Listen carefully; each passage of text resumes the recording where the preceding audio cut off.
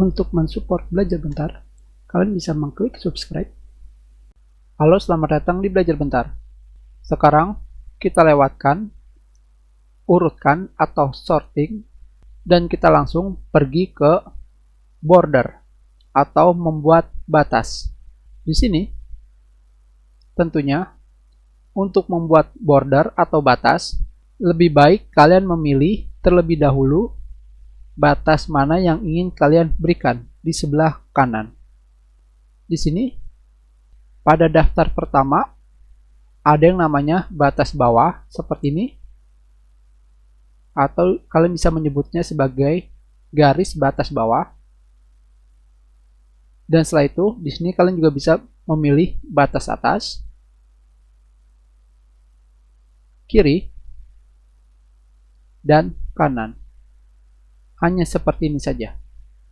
Tentunya, jika kalian ingin menghilangkannya, kalian tinggal memilih kembali batas yang kalian pilih. Seperti ini.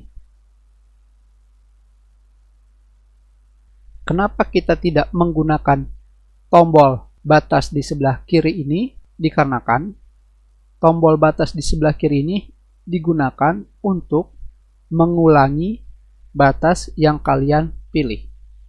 Misalkan di sini kita pilih batas kiri, hilang, dan kalian tinggal mengklik kembali, maka kalian sudah membuat batas kiri. Dan sekarang kita pilih paragraf di bawahnya, kita pilih kembali batas kiri. Seperti ini. Dan yang perlu kalian ketahui, batas ini mempengaruhi paragraf. Dengan kata lain, di sini, ini paragraf, di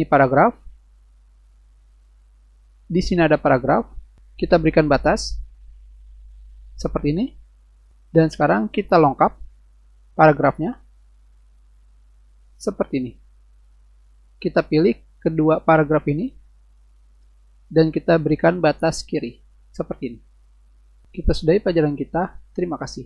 Jika ada yang ingin kalian tanyakan, kalian bisa menulis pertanyaan kalian di kolom komentar. Jika kalian menyukai video ini, klik like. Kalian juga bisa menyebarkan video ini ke teman-teman kalian. Dan jika kalian belum subscribe, silakan subscribe agar kalian bisa menemukan video terbaru.